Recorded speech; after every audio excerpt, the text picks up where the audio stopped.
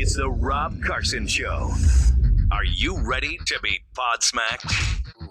Now, here's Rob Carson. Here I am, ladies and gentlemen, and it is great to be here.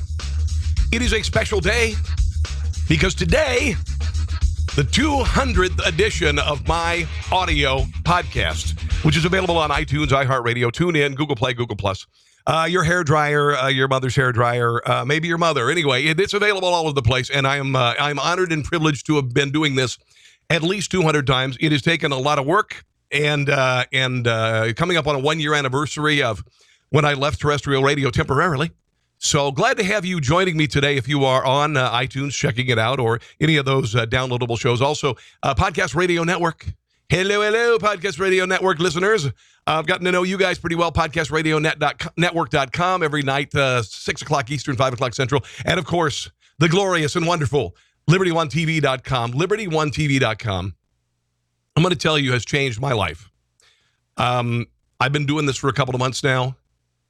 It gave me the onus to really pour my heart and soul into a video podcast. And it's a great organization run by a great guy, Terry Littlepage, and his daughter, Chelsea. They're wonderful. They really are. Will you support us?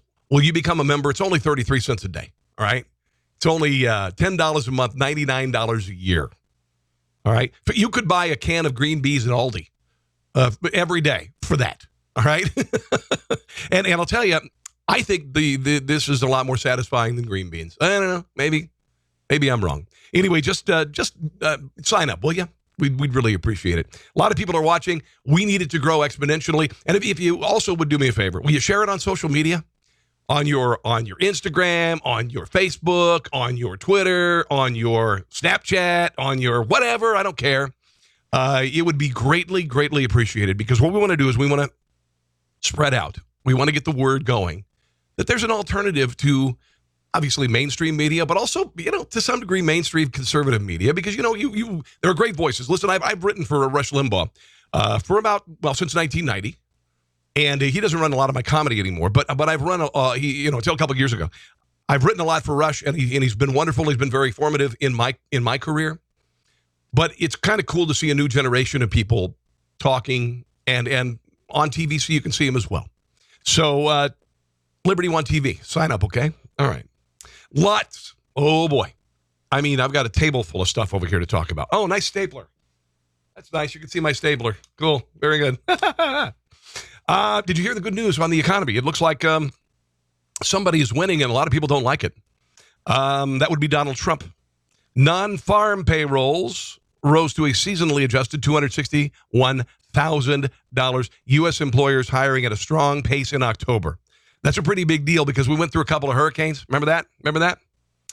And by the way, it looks like the unemployment rate ticked down to 4.1%, its lowest level since 2000. That's pretty amazing. Before September the 11th.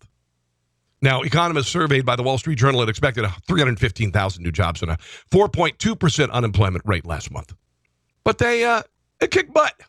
They kicked butt. And I'm glad that America is being made great again. It is. Oh, the iPhone 10 went on sale today. Did anybody else besides me get one? No, I'm kidding. I didn't get one. iPhone 10, $1,000, obviously. You want a protection package, it's another couple $100. So you got that. Oh, here's my, this is my iPhone 6S Plus, so it's like 4 less than the 10. See, because the 7 was 1 more than this, but still 3 less than the 10. But the 10 is, yeah, you know what I'm saying. It is funny, we're selling, they're selling phones for $1,000. By the way, if you don't want to stand in line, you can go on eBay and you can buy them for as much as $18,000. All right, let's get into how Hillary Clinton she bought the election. She bought her candidacy. She bought the election. Donna Brazilla's got a new book out, and it is called, "Oh My God, I Can't Believe I Talked Out About the Clintons. Now I'm Going to Be Killed." No, actually, that's not it. It's like deep hack. Deep hack. Oh, hacks, the inside story of the break-ins and breakdowns that put Donald Trump in the White House. It wasn't just the DNC that lost her the election. I think the American people had something to do with that. I could be wrong. I could be wrong. The election was stolen, kids. If you were a Bernie Sanders supporter or an Elizabeth Warren supporter or whoever you were on the Democrat side, you never had a chance, okay? And I'm not meaning to gloat. I'd be pissed off if I were you, really, because you never had a shot. Your donations were a fraud, okay? Your donations were a fraud. They really were. You sent a lot of money, and all it did was help elect the Clinton machine. This new book says that in August 2015, almost a year before she was the party's nominee, the DNC and Hillary Clinton, Hillary Clinton took over. She took over the DNC because they were broke. That's basically it. They were broke. And Hillary Clinton came in, like Mr. Potter, and offered George Bailey to buy the building and loan, put that thing out of business. Not a single current or former DNC official or aide, however, came forward with any inkling of the staggering ethical breach for well over 2 years, and Donna Brazile was the only one who spilled the beans because she got a giant book deal. Wow. Amy Dacey, former CEO of the DNC, says just 4 months after Hillary announced her candidacy and nearly a year before she officially had the nomination, Amy Dacey signed an agreement with Hillary Clinton and campaign manager Robbie Mook, specifying that in exchanges for raising money and investing in the DNC, Hillary would control the party's financing strategy and all the money raised. The strategy, of course, I think probably had something to do with her making it to the White House. I could be wrong, but quid pro quo, Clarice, quid pro quo. You knew that that's what she expected. I wonder how much of that was Uranium One money. You got to kind of wonder. Her campaign had the right of refusal of who would be the party communications director, and it would make final decisions on all other staff. The DNC was also required to consult with the campaign about other staffing, budgeting, data, analytics, and mailings. Unbelievable. Between incoming and outgoing DNC staff and Clinton campaign staffers, multitudes of people would have been impacted by these conditions, though most wouldn't have to be privy to the actual terms of the agreement. But many people knew about it. They didn't say anything. You know why? Because they didn't want to get killed by the Clintons. It is remarkable.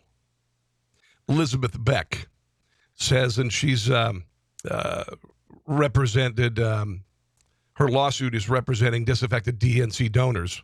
They got a class action lawsuit that says the fact that people who may have known about the wrongdoing decided to keep the information to themselves and not come forward for the greater good is deeply disappointing, but it's not surprising given how whistleblowers are treated in society and by the Clintons because they killed them.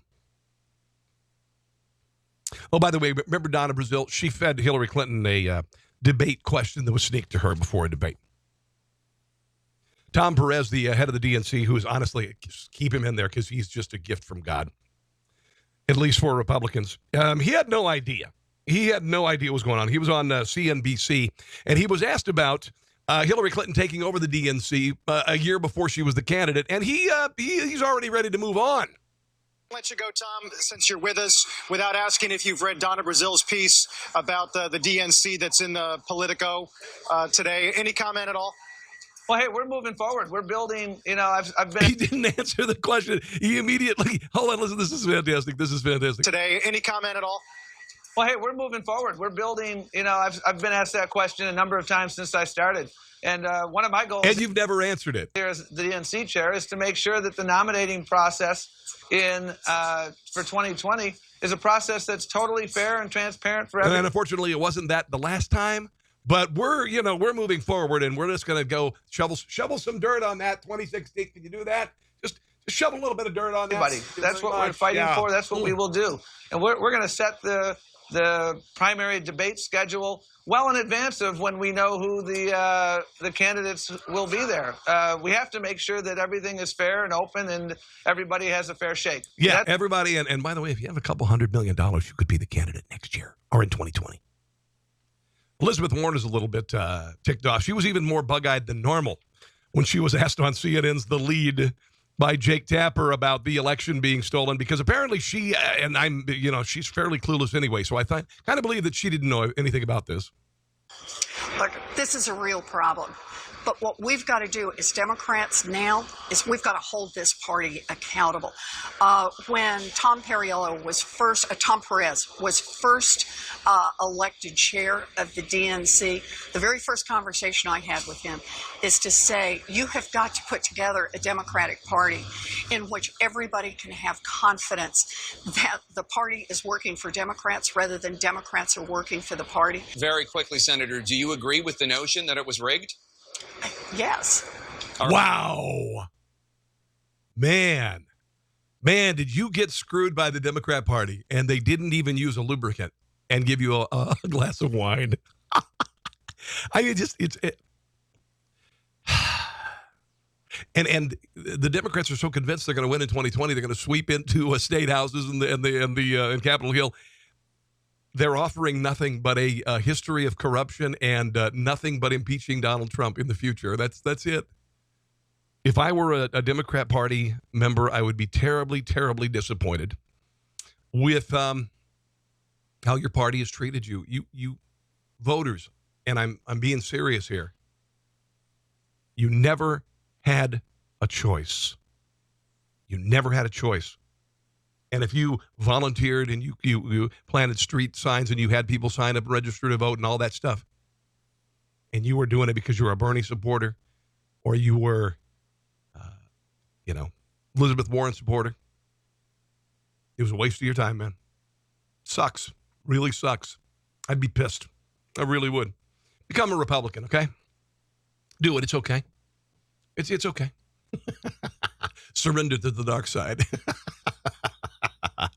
Oh, and it's funny. The dossier. Hillary Clinton is saying that originally she said she didn't know anything about it. She did not know anything about it. And that was the original narrative. And we found out $12 million went from the DNC, Barack Obama, and Hillary Clinton's campaign. But now we know it all came from Hillary Clinton because Hillary Clinton was financing the DNC. So everything was paid with the exception of the $972,000 from Barack Obama's Organizing for America. And Hillary Clinton paid for this, too. Here's her talking about it the other night with Trevor Noah on the show that he's on that I don't watch. Hillary, is there a difference between your team paying for this opposition research and Donald Trump's people working with the Russians to influence the election? Is there a difference? Of course there is. And, I think most serious people understand that. This was research started by a Republican donor during the Republican primary. He dropped out pretty quickly. And then when Trump got the nomination for the Republican Party, the people doing it came to my campaign lawyer and said, would you like us to continue it? Right. And he said, yes, he's an experienced lawyer. He knows what the law is. He knows what opposition research is. This thing didn't come out until after the election, and it's still being evaluated. No, it's been largely discredited, actually, ma'am. But the fact of the FBI investigation into the Trump campaign and Russia should have come out. This should be the biggest story of the year. This should be the biggest story of the year, that the fact that Hillary Clinton took over the DNC and threw an election. Unbelievable. Unbelievable. Oh, by the way, did you hear Hillary Clinton dropped from number 2 to number 63 on the Forbes list of most powerful women in the world? Here she is reacting to that news yesterday, actually. I'm melting! Oh, what a world! Oh. No. You're really making a scene here. This is Clinton. By the way, the dossier, you got to kind of wonder, because one of the big findings was that supposedly Donald Trump hired, and he's a germaphobe, which kind of surprised me that he would hire 2 Russian hookers to pee on a bed that Michelle Obama and Barack Obama slept on. And then he would have slept on it. I think maybe that might have been her husband. If you were going to really believe something, wouldn't you kind of believe that more than anything? We're going to get to next talk about the terror attack in New York and how the guy who did it not only was on a country that was most likely to have people come here and be radicalized, but also he brought 23 people with him. We're going to share that in a second. You notice above me there is a little book there right over here. This one, a series of slides from my T-shirt and swag collection. I work with a designer named Sam Cangelosi, He's a former worker with He used to work with Hallmark. And if you go to teespring.com/user/conservatees and you order right now $14 for any of these designs, and we've got many, many more. They're politically incorrect. They are funny. They're not all political, okay? But you can get them on T-shirts, which now are only $14, normally $23. Hoodies, if you want to wear them to the football game. We got a bunch of that, like, I stand during the national anthem. We got some stuff about the NFL.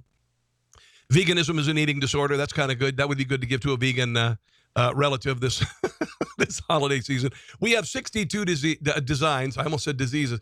62 designs. You can put it on your new iPhone 10 cover. You can, and you can put it on your laptop case and all sorts of stuff. Just go make this site a favorite right up there, okay? Teespring.com/user/conservatees and order. It helps pay the bills. And you're going to love the designs, man, I'm telling you. If you want something that is funny, that makes a point, that you can kind of poke fun at liberals, and like I said, it's not all political. But this is great stuff. You're going to love it. I promise. Donald Trump has vowed to end chain immigration. Now, I mentioned that they had the lottery visa thing the other day, and it was essentially it was a diversity visa. And what it was affirmative action for terrorists, is because we don't have enough people coming in from Uzbekistan who might be terrorists, so we need more. That's what it was. It was about evening the playing field for crappy places like Eritrea.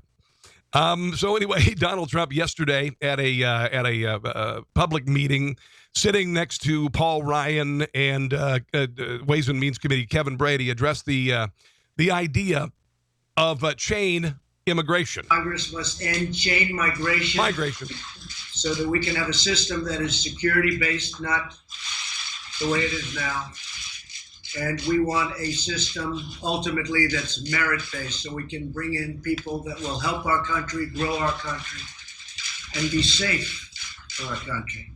We want to select people based on their ability to contribute to our country, not choose people randomly. We have no idea who they are, or based on extended family connections. You have people bringing in 24, 25, 26 people when they come in. We have to end chain migration. That is remarkable. You've got a terrorist coming in and bringing 23 people with him. What the hell? When did we decide this was okay, Barack Obama administration? When did we decide that it was okay that immigrants have the right to sponsor more immigrants? You don't have the right to do that as an immigrant. You're not a citizen. And look what happens. People end up dying. This is all about Democrat votes. It always has been. And I tell you what, and I do believe also that the former president had a soft spot for radical Islam. You know why? Because he felt the United States had caused it. He felt that we've caused so much pain and destruction in the world. This is why they're committing these acts. It's our fault. And that's what most Democrats and liberals feel like.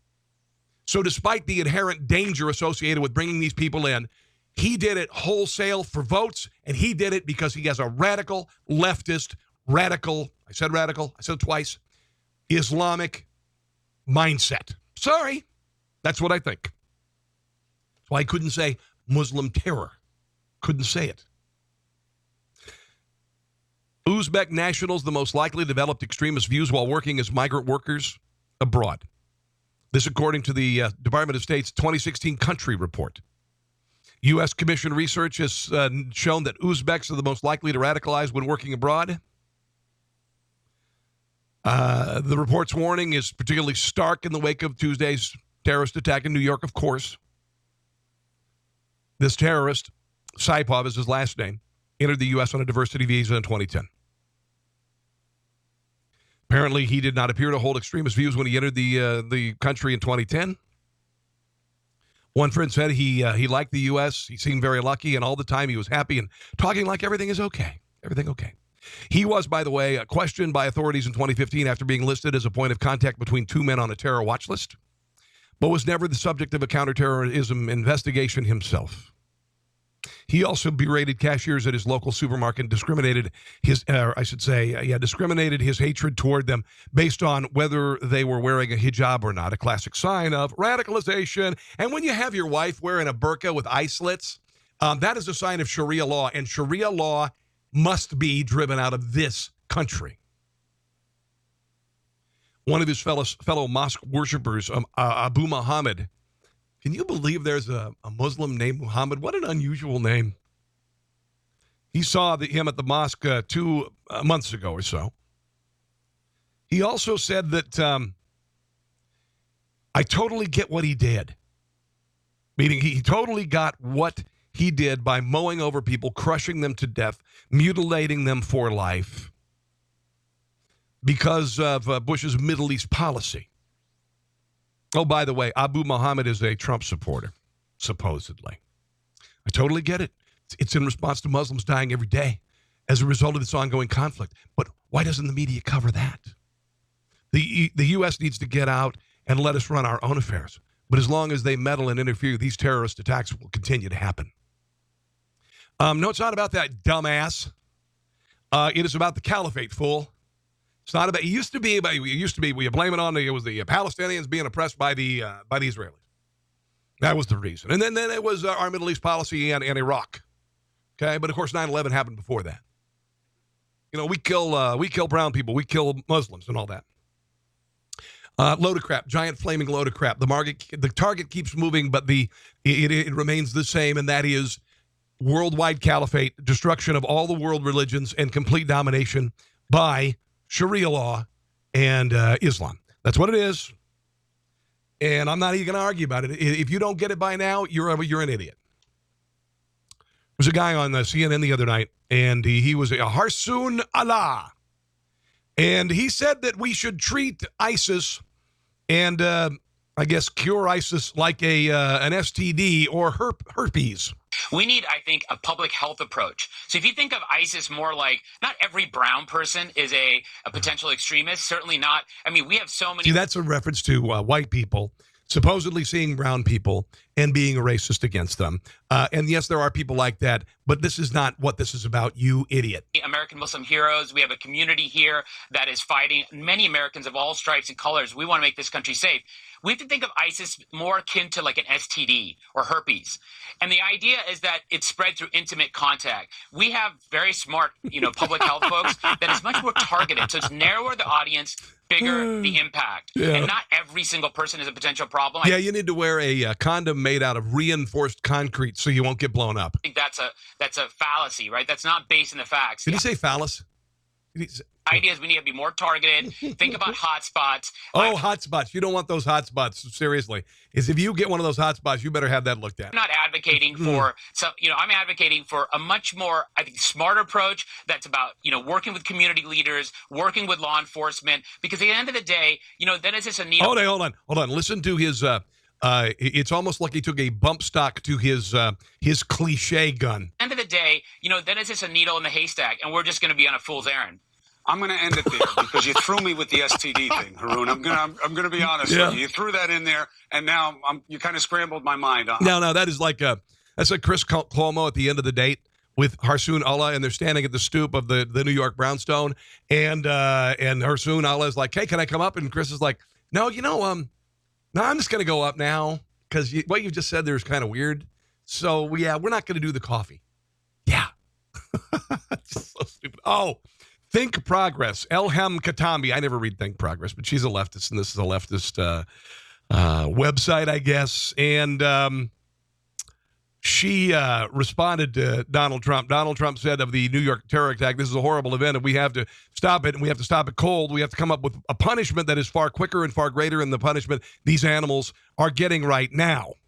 I would certainly consider sending him to Gitmo. He was asked by a reporter, and he hadn't, I don't know if he planned on it, but he was just asked, "Are you going to send him again?" I don't know. Maybe. Who knows? She said, are you ready for this? "Send him to Gitmo," Trump says, referring to Saipov.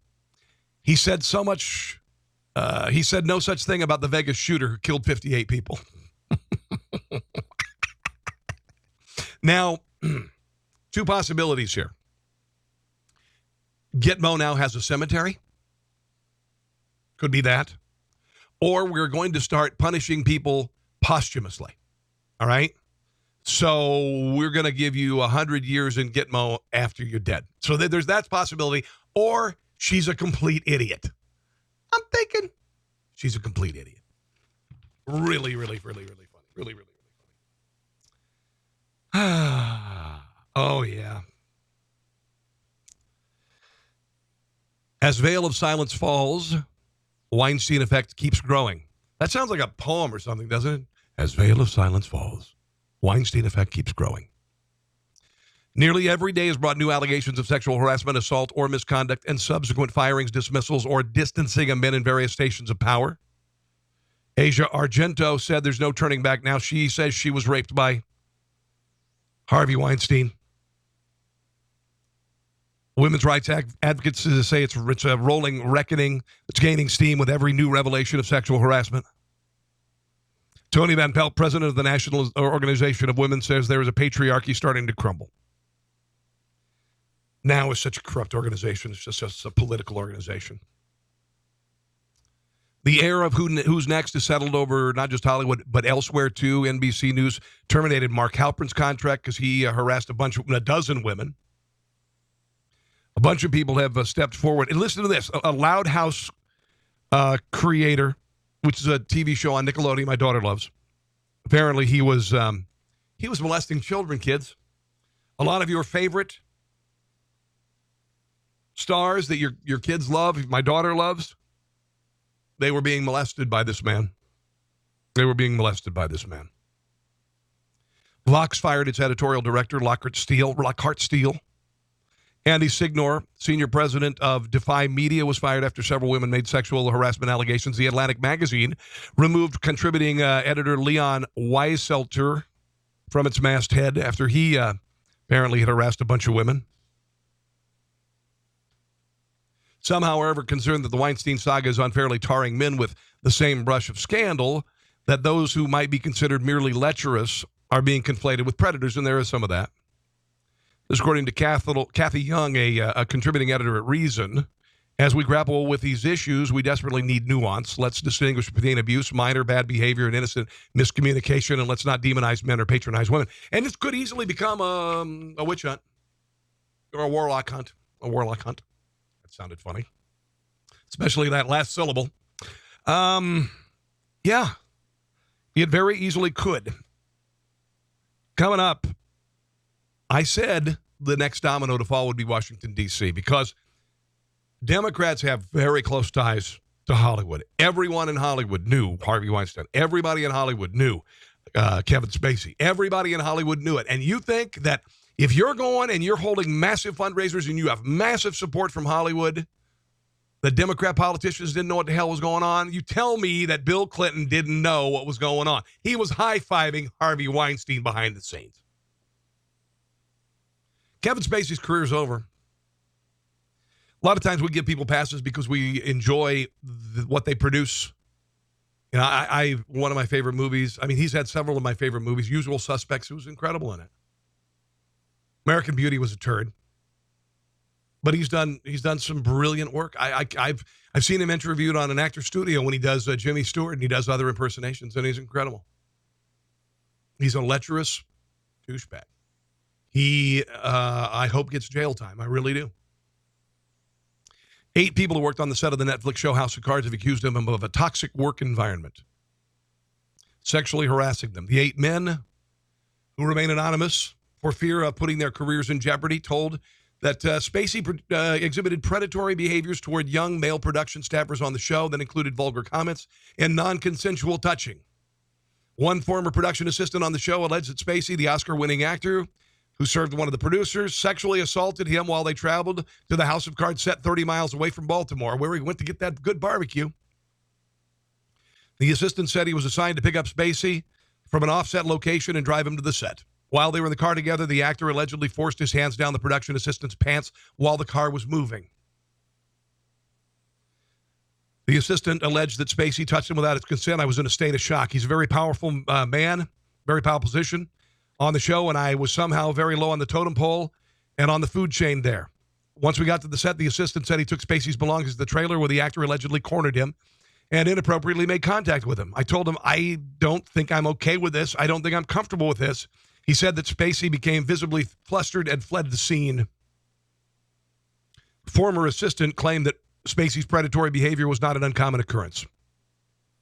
I have no doubt this type of predatory behavior was routine for him, and that my experience was one of many, that Kevin had few, if any, qualms about exploiting his position and status. It was a toxic environment for young men who had to interact with him in the crew, cast, and background actors. Another crew member said Spacey would put his hands on him in weird ways and massage his shoulders from behind. By the way, they knew about it. The producers of the show knew about it. It was the subject of an investigation within the company during the first year of the show's production in 2012. Crew member filed a complaint with Human Resources about a specific gesture and remark Spacey made toward him. And Spacey went through training, sensitivity training, for his alleged behavior after the incident. They freaking knew about it. The DNC freaking knew about it. And I noticed this story yesterday because Chuck Grassley, Republican from Iowa, is asking for a new policy to require the Senate staff to receive sexual harassment training. I saw this yesterday and I said, everybody in Washington knows about it too.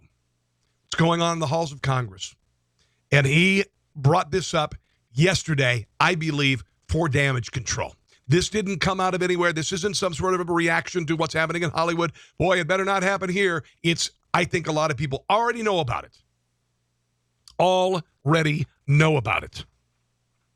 Female House members is alleging sexual harassment. For years, Republican Representative Mary Bono endured the increasingly suggested comments from a fellow lawmaker in the House. But when the congressman approached her on the House floor and told her he'd been thinking about her in the shower, she had enough. She confronted him. He's still in Congress. Bono served in Congress 15 years before being defeated in 2012. She's not alone. One current and 3 former female lawmakers tell the Associated Press they, too, have been harassed or subjected to hostile sexual comments by the fellow members of Congress. The incidents occurred years or even decades ago when the women were all newcomers in Congress. While rare, the accounts raise troubling questions about the boys' club environment in Congress. You know, it's amazing because I think decades ago, we had a president actually sexually harassed in the Oval Office. Lawmakers declined to identify the perpetrators by name, but at least 2 of them continue to serve. Linda Sanchez says, when I was a very new member of Congress in my 30s, there was a more senior member who outright propositioned me. He was married. Despite trying to laugh it off and brush it aside, it was repeated. And I would avoid that member. I just don't think it would be helpful to call the lawmaker out by name. The problem is, as a member of Congress, there's no HR department you can go to. There's nobody you can turn to. And a lot of people, I guess, probably know that. Bono arrived in the House at age 36 to replace her husband who had been killed in a skiing accident. You'll remember Sonny Bono. This is not a surprise, guys. I told you it would be the next domino. Unbelievable. Before we get to a Dutch games show called Raped or Not, I know, I want to tell you real quickly about what you're watching Liberty One TV. I was asked a few months ago to become a member of the talent staff here by a terrific man named Terry Littlepage, and changed my life. A year ago, people couldn't do this, largely in their home studios. A year ago, I learned how to podcast, and then I learned how to do this. And Terry had heard about me, and he knew that I had written for Rush, and he liked my stuff. And he asked, would you like to join? And I said, sure. And I did. We'd greatly appreciate it if you become a member. It's only 33 cents a day.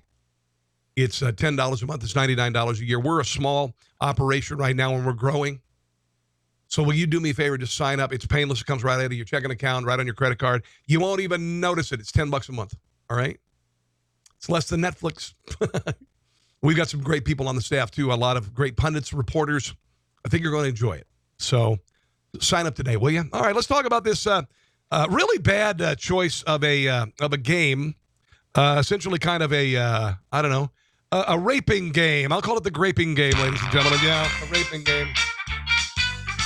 Da, da, da, da, da, da. There's a Dutch TV show called Raped or Not. Yeah, called Raped or Not. Invites panelists to decide if a woman is in a sex attack victim or not. Rape or Not will make its debut November the 7th. It sparked outrage in the Netherlands with a recent abuse involving Kevin Spacey, Dustin Hoffman, Harvey Weinstein, all those guys. Panel of 14 people discuss the ruling of a judge with regard of women who've gone through sexually suggestive behavior by men, etc. Okay? And it's kind of like, I guess, America's Got Talent, but it's... the three judges are sitting there saying, was she raped? I'm going to give her a yes.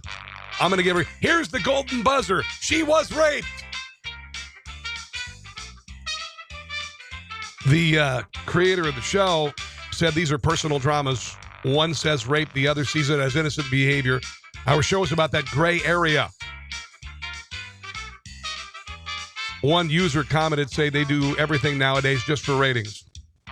Yeah. Not good timing and really just not a good idea, right? Not a good idea. We don't know a lot about what happened in Vegas with regard to the Vegas shooter, Stephen Paddock. He's been buried. He's done and gone. And for some odd reason, the mainstream media has dropped it. They are not talking about it anymore. We don't know exactly what's going on. Why is there no curiosity with regard to the worst shooting in U.S. history? Where are all the cries about gun control? Where is the curiosity, people? It's bizarre. There's something going on. And I don't like to be a conspiracy theorist, and I don't know if maybe there were two shooters. But we don't have a motive. Today, Sheriff Joe Lombardo did a couple-hour interview with a TV station in Vegas. And he says the Vegas gunman's possible motive, he was narcissistic and became depressed about losing significant amounts of wealth. So a narcissistic gambler who loses a lot of money, that never happens in Vegas. Are you kidding me? Lombardo said Paddock had a long ups and downs with money, but he lost a significant amount of his wealth, which may have been a determining factor on why he started building an armory of more than 40 weapons and meticulously planning every detail. Said that what investigators are still unable to say is the trigger point that led to choosing October the 1st. He also doubts that his girlfriend didn't know anything about it. He said, it's hard for me to believe the gunman's girlfriend, Marilou Danley, didn't know. You would think that Miss Danley would have put some information associated with that, would have known some information about that. But we weren't able to pull that out of her, even if it's in her. That's weird. So, apparently he spent several days bringing up all 23 guns to his hotel room. Okay, we know that. They searched one of his computers, found he had researched police tactics, so he knew how the police might react. And one hard drive was missing from one of his computers. He also said that from 32 floors up, it was very easy for this individual to disassociate from their victims because of the distance. He's not looking at someone in the eye. He's not seeing the damage that he's causing because it's so far away. A piece by Tyler Durden asked some questions. 3 weeks, 4 weeks have passed. His girlfriend is out of the country, wired her $100,000. We know that basically the mainstream media is not curious about this at all. Yahoo News has a couple stories on it. That's about it that I've seen. Jesus Campos did a quick interview on Ellen DeGeneres, really didn't say anything, and essentially framed the timeline events with his the fellow coworker who was on the floor with him.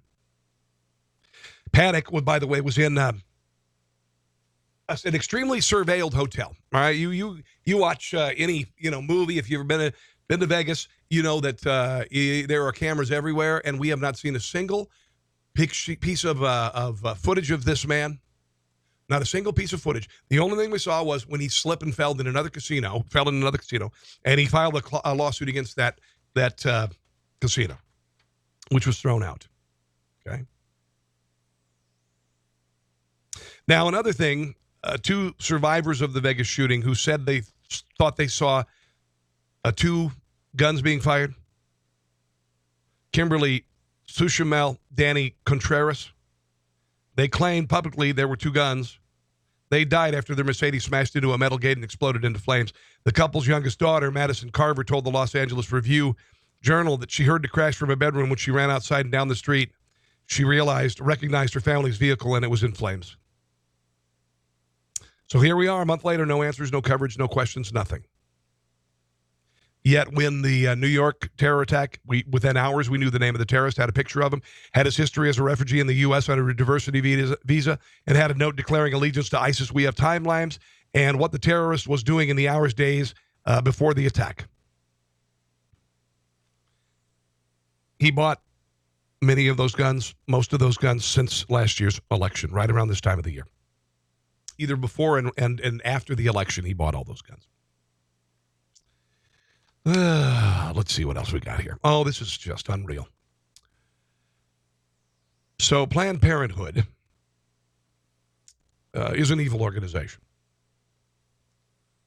Planned Parenthood black community sent out a tweet on Tuesday. Said, if you're a black woman in America, it's statistically safer to have an abortion than to carry a pregnancy to term or give birth.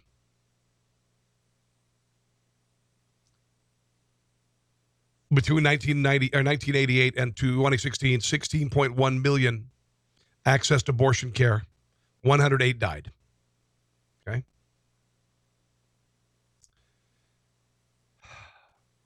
Birth accounted for 43.5 deaths for every 100,000 live births. The tweets appeared to try to make 2 points at once, and in doing so ignited controversy. 1 point, the tweets were making abortions are medically safe. Second point, black women face high maternal mortality rates. However, putting all that together creates a couple problems. First, it gives the implication, possibly unintentionally, that maybe black women should just abort the babies rather than take the higher risk of giving birth. That's exactly what it does. Second, in parading abortion as statistically safer than giving birth for black women, the tweet glosses over the immense loss of life represented in 16.1 million abortions. This is why African Americans are still a minority in this country. Can you imagine if 16.1 million people would have been born and maybe had children and maybe had grandchildren and all of these things? All right? 16 million babies killed. 16 million babies. It looks like Snoop Dogg has earned a visit from the Secret Service. He had a I don't know if it's an album cover, but it featured, or it's a parody of an album cover, but it featured him standing above a flag-draped body with the feet sticking out and a toe tag that said Trump. All right. And earlier this year, I had a music video called Lavender that showed a person who looked like Trump getting shot in the head. So Donald Trump said, oh, no, I shouldn't say that. A African-American follower on Twitter said, sickening, disgusting, pure, vile, lock him up. Secret Service is going to be interested in paying this guy and encouraging the death of our, this is yelling fire in a theater, folks. This is, I don't believe, should be protected speech. This is inciting people to do this. This is inciting people to do this. He's got a new records called Make America Crip Again, and the Crips have done so much for America. You know, honestly, he's a middle-aged man, and it's time to grow the F up, and I hope that he gets, I don't know what's going to happen to him. But what he's done is wrong. It is fomenting rage. It is fomenting violence. It is promoting the death and the assassination of the president, and it cannot stand. Something has to happen here. Some sort of punishment has to happen here. And I'm a major supporter of free speech. And, you know, we hear all these people on campus saying, hate speech and hate speech. Well, on campus, hate speech is conservative speech. That's what it is. And the reason why they hate it is because they hate the speech. The person's not delivering hate speech. It's just that liberals hate conservative speech, so they call it hate speech. Absolutely sickening. Oh, by the way, good news, actually. The Ohio House of Representatives passed a bill Wednesday banning abortions if the mother receives a diagnosis that her unborn child will be born with Down syndrome. This is going to be hard to prove because a woman can get an abortion for any reason. And she could say, was it about Down syndrome? No, it wasn't. We just decided not to have the baby. It's sponsored by State Representatives Sarah LaTourette, Derek Marin. The law penalizes doctors for performing abortions on pregnant women who receive a positive test. Their baby will have Down syndrome. The women will not face a fine or a punishment. Okay, so that's okay. The doctor who performs the abortion would be held responsible and would be receiving a 4th-degree felony charge. The right to life should be protected. Individuals with Down syndrome are truly treasures, and they are. They are. The bill creates a hierarchy of disabilities with Down syndrome. On the top, said a Cincinnati Representative Bridget Kelly, who feels that the ban sends the wrong message to people with other disabilities. So if we can do this for this, why not spina bifida? Why not cerebral palsy? Makes a point. Makes a point. But unfortunately, people with Down syndrome are being discriminated against worldwide. They are being murdered wholesale in the womb worldwide. Listen to this from NARAL. NARAL. It's a women's group, and they're a bunch of psychotic cows of Satan. It's unfortunate that members of the Republican caucus are choosing to support this cruel and unconstitutional abortion ban. I don't know, being shredded up and sucked out of a woman's womb as a human being, I'd say that's pretty cruel, or being injected with saline till you die, or being pulled out with forceps by your head and having your brain scrambled. These are all pretty bad things. This according to NARAL, pro-choice Ohio spokeswoman Gabriel Mann. They made the wrong decision today. Now listen to this. In France, 77% termination rate with Down syndrome. Denmark, 98% termination rate for unborn Down syndrome babies. In the UK, 90% of pregnant women with a positive Down syndrome test receive an abortion, according to the British Broadcasting Corporation. Indiana and North Dakota have similar laws to Ohio's newly passed law. This is genocide. It is. It's genocide against a group of people who are wonderful people. I know many people with Down syndrome. They're glorious and happy and wonderful people. They really are. Okay, okay, girl. You find out, boy or girl. If it's girl, you want it aborted? How about that? You feel good about that? That's different. No, not really. It's not different at all. It's it's a condition you're born with. It's a condition you're born with. Okay. Michelle Obama she's got a big chip on her shoulder. I don't know why. She's very entitled. She's had a very good life. Much easier than coal miners in Appalachia, among other things. They're kicking off the Obama Foundation Summit in Chicago, and she was being questioned about, even though she's never raised a boy in her life, she's raised 2 girls. But she likes to generalize about all people who raise boys, and all she's doing is projecting herself. All she's doing is projecting herself and the people around her. But here's what she has to say about raising boys, of which she knows nothing about. Because you're running the world, and I know that's one of the questions, is like raising our men. We got to rest. I was talking to my mother about that the other day. Yes. It's like the problem in the world today is we love our boys and we raise our girls, Wait. The problem in the world today is that we love our boys and we raise our girls. What the hell is that kind of, what is that supposed to mean? I've got a boy and a girl, and I love and raise them both. Thank you very much. Raise them to be strong, and sometimes we take care not to hurt men. And what the hell are you talking about? You boys are expected to toughen up. Generally, are you kidding me? My daughter has me wrapped around her finger, and then there are times that I have to tell my kids, and I did all their lives. If they fell down on their bike and they weren't visibly injured, but they're crying, and I'll give them a little pat on the head and say, rub it out. Life is pain. They were legitimately injured, obviously. I treat my kids the same, man. Treat them the same. And I think we pay for that a little bit. And that's a we thing because we raising them. We raising them. We raising them. You're not raising them. Let's hear that again. A little bit. And that's a we thing because we raising them. It's not a we thing. I'm not a part of this. Most people are not a part of this that you're talking about.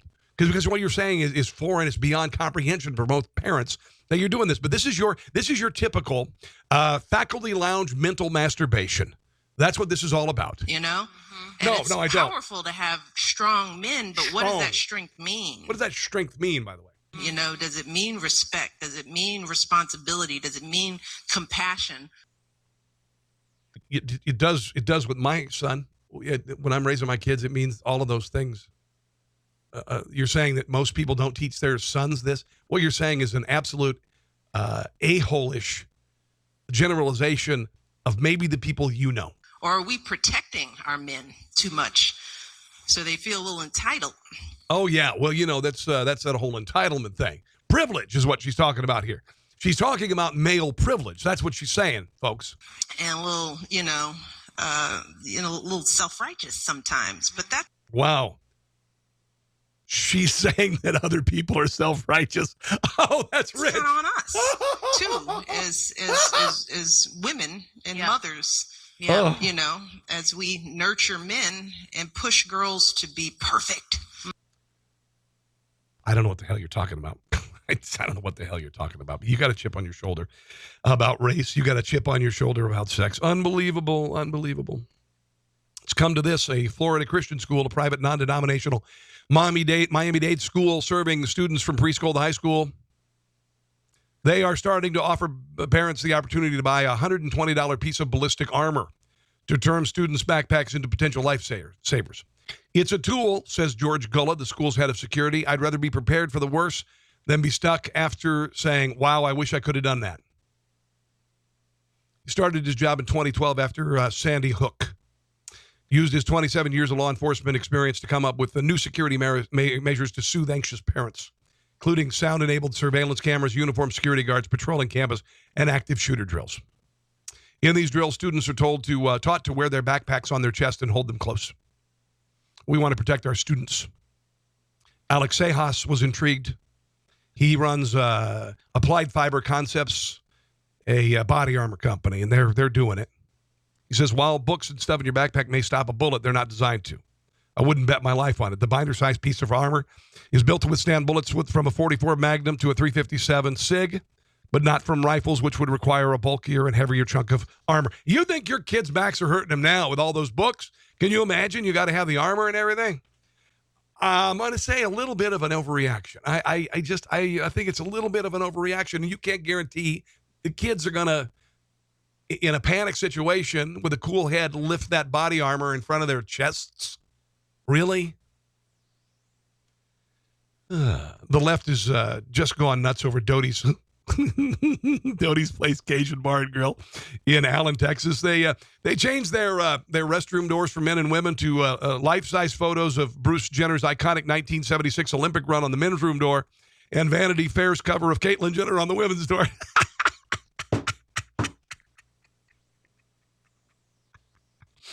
And on their Facebook page, they said, come meet our newest members of Doty's crew, Caitlyn and Bruce. Members of the LGBTQRSTUV community appear outraged that the restaurant owner would provide a sign showing the transgender community is welcome. The Dallas Morning News Facebook user Colby Geyer said offensive and distasteful restrooms belittling transgender people is never okay. He was not clear about how simple before and after photos of Caitlyn and Bruce is belittling. It appears Doty's removed the review. The Daily Spot posted an article on the bathrooms on October 30th stating that for transgender patrols, that joke stings particularly hard. And other people have said that Cullen County, or is that Colon? Texas is, as a whole, is considered a conservative bastion in North Texas. I wouldn't consider it a particularly great place to be LGBTQ. That's from the Dallas Morning News, Dom DeFurio. Here's the deal. What it does is it affirms that Caitlyn Jenner is a woman. Because there are a lot of people who are saying, you're not a woman, you just had your penis hacked off. And you got some breast implants and you got some hormones. Well, guess what? By putting it on the women's room, you are affirming that Caitlyn Jenner is in fact a woman. That is supportive, ladies and gentlemen. That is supportive. I mean, I'm not being flippant here. I mean, if you really want to look at it, this isn't about being offensive. And lighten the F up. Just lighten the hell up. God. And one other note, am I the only person who saw the Caitlyn Jenner picture without knowing that it was Caitlyn Jenner, just saw Vanity Fair, an attractive older woman wearing lingerie and went, and then had, like my producer on the radio at the time, he said, that's Bruce Jenner, and I went, bah! Bah! Finally today, folks, Northern Michigan University now offering a degree in medicinal plant chemistry. Okay, this is essentially the first degree program dedicated to the study of marijuana. Of course, you'll never remember any of the lessons. The university's website, faculty behind the new degree program, explained that the historical stigma surrounding marijuana quickly vanishing, and I'm fine with that. Thus, make it an appropriate time for students to begin studying the chemistry behind the medicinal plants. The historical stigma associated with cannabis is quickly vanishing, and although there is a surge in business related to the marijuana economy, there is a major gap in educational opportunities available to prepare people for the field. You can earn a degree in medicinal plant chemistry. You'll be required to enroll in a variety of rigorous science courses, organic chemistry, biochemistry, and plant physiology. So stoners need not apply. A spokesman for the university explained that the program is designed to produce graduates who are analytical chemists who understand the science behind medicinal plants such as marijuana. The new medicinal plant chemistry degree was created to produce graduates who are analytical chemists. And I think it's a great idea. I do. I think it's time we studied marijuana because marijuana does a lot of things for people who are suffering from a lot of illnesses. And I witnessed it firsthand. I had a friend who was dying of cancer at work. And he'd go through chemo and he'd go through radiation and he fought a yeoman's fight. And he ultimately lost, but marijuana kept his food down. Marijuana made him feel good. I always like to say, what's better, cancer or cancer stoned? But I've heard of kids who have grand mal seizures dozens of times a day, and when you give them cannabis oil, they go away. And parents, where it's not legal or pot is not legal in states, they've had to move to states where it is legal so they could just give their kids some damned cannabis oil, which doesn't make them high, but stops their seizures. So I think it's great that it's being studied, and all joking aside about there's a weed major. I think it's a good thing. I want to thank you for joining me today, guys. I feel really lucky to be a part of this network, Liberty One TV, and I'd really appreciate it if you would become a member. And let's make this big. Let's share it. Right now, we're getting quite a few viewers at night. My show's 20,000 people, but let's make it 100,000. Let's make it a couple 100,000. Share on social media, okay? I might have to do some sort of a sweepstakes where we give away something really cool if you sign up so many people for Liberty One TV. Let me work on it, okay? I have some connections. Also, I want to thank you guys who are listening on the Podcast Radio Network. That is a growing network as well. I'm glad to be a part of it. And, of course, make sure to check out tpublic.com/user/conservatees. Get any of one of these designs here and about 50 more. There's 62 designs altogether. You're going to love them. Christmas is coming up.